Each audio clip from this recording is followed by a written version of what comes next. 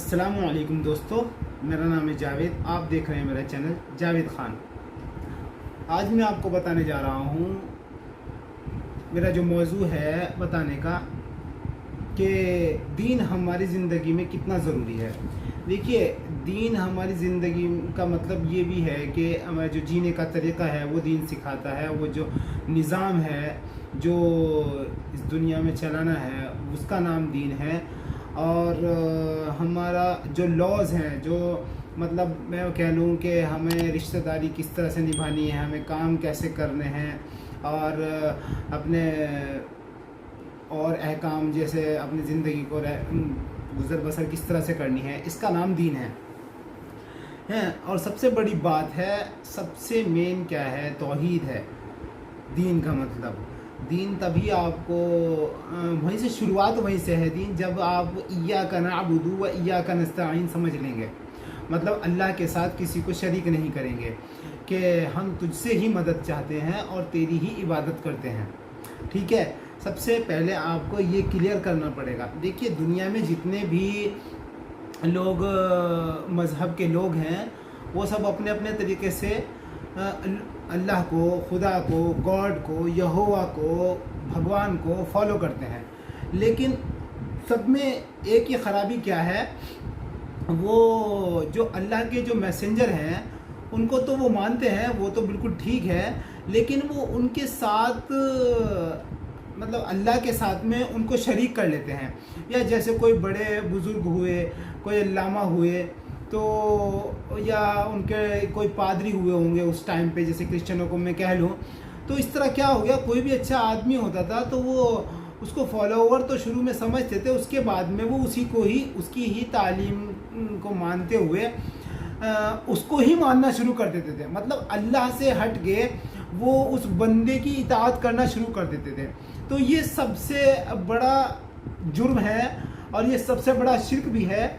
Main क्या है, पहले बंदा अपनी तौहीद क्लियर करे, कोई भी तो हो दुनिया के अंदर। सबसे पहली तो ये बात है, कभी भी आपको किसी को शरीक नहीं करना है उस एक वाहिद खुदा के अलावा। समझ गए आप? तो अभी मैं आपको बता रहा हूँ दीन का मकसद क्या है और दीन क्यों इतना ज़रूरी है। ये सूरह बकरा दूसरे नंबर की सूरत है कुरान के अंदर, और अलिफ लाम मीम का पारा है। आप इसकी 132 नंबर आयत खोलें। आऊज़ु बिल्लाहि मिनश शैतानिर रजीम, बिस्मिल्लाहिर रहमानिर रहीम। ववस्सा बिहा इब्राहीम बनीहि व याकूब या बनिया इन्नल्लाह अस्तफा लकुमुद्दीन फला तमूतुन्ना इल्ला व अंतुम मुस्लिमून। और इसी बात की इब्राहीम ने अपने बेटों को वसीयत की और याकूब ने भी अपने बेटों को। देखो, याकूब वो हैं, इब्राहीम के लड़के हैं इसहाक जिसे कहते हैं, बाइबल में इसाक कहते हैं, और इब्राहीम बाइबल में अब्राहम है, और हमारे यहाँ पर कुरान में इब्राहीम है। तो और ये याकूब जो हैं ये इसहाक अलैहिस्सलाम के बेटे हैं, यानी कि जो इसाक है, इसाक के बेटे हैं जैकब। याकूब अलैहिस्सलाम ने अपने बेटों को कि ए मेरे बेटो, अल्लाह ने ये दीन तुम्हारे लिए मुंतखब फरमा लिया है, लिहाजा तुम्हें मौत भी आए तो इस हालत में आए कि तुम मुस्लिम हो। देखो, ये आपको क्लियर करना पड़ेगा कि हमें मुस्लिम यानी कि उसका फर्मा बरदार रहना है। अल्लाह जो हमसे कह रहा है, जो अपनी बातों को मनवाना चाह रहा है, हमें उसके ताबे होना होगा, हमें उसका फर्मा बरदार बनना पड़ेगा। ठीक है, ये तो क्लियर हो गया। अभी मैं आपको ये सूरह बकरा की ही आयत है, दूसरे नंबर की जो सूरत है उसकी 170 नंबर की आयत है। इसके अंदर देखिए किस कदर ये आर्गुमेंट कर रहे हैं यहाँ पे। वइज़ा क़ील लहुम इत्तबिअू मा अंज़लल्लाहु क़ालू बल नत्तबिअू मा अल्फ़ैना अलैहि आबाअना अवलौ कान आबाउहुम ला याक़िलून शैअन वला यहतदून।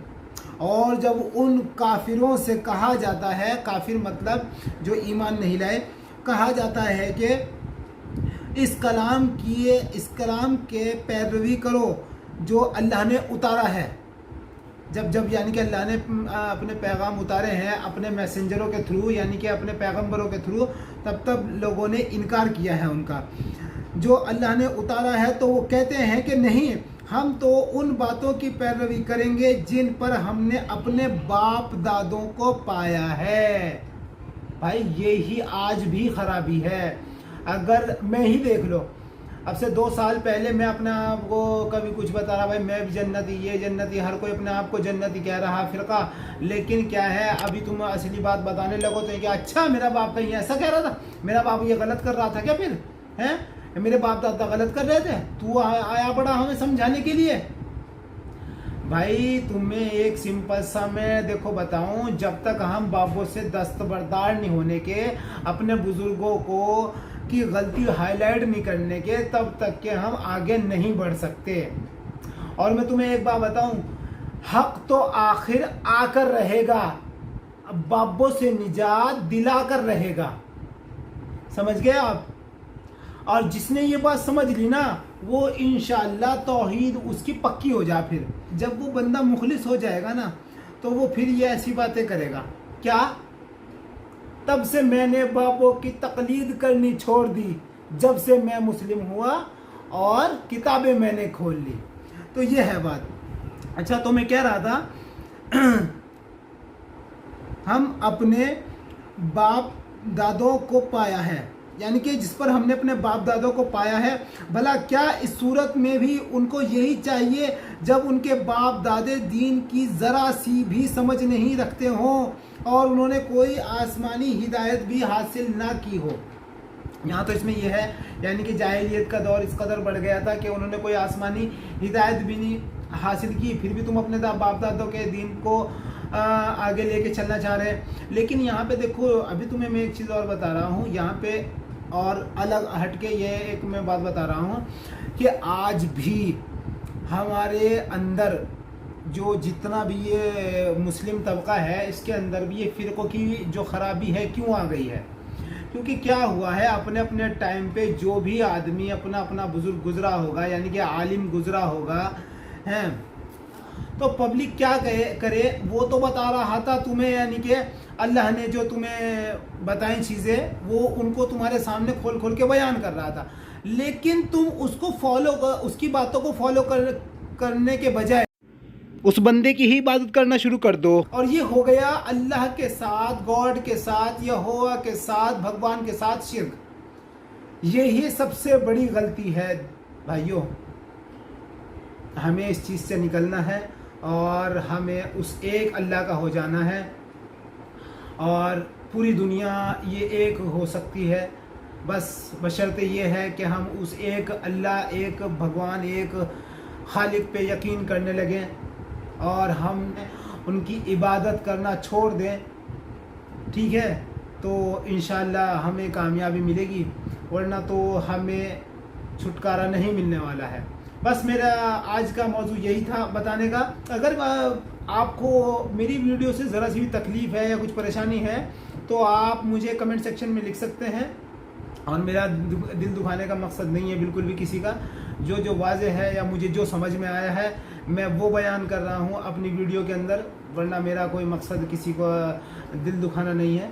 तो और मेरी वीडियो को आप ज़्यादा से ज़्यादा लाइक, शेयर, सब्सक्राइब कीजिए। अब मिलते हैं अगली वीडियो में। अल्लाह हाफिज़।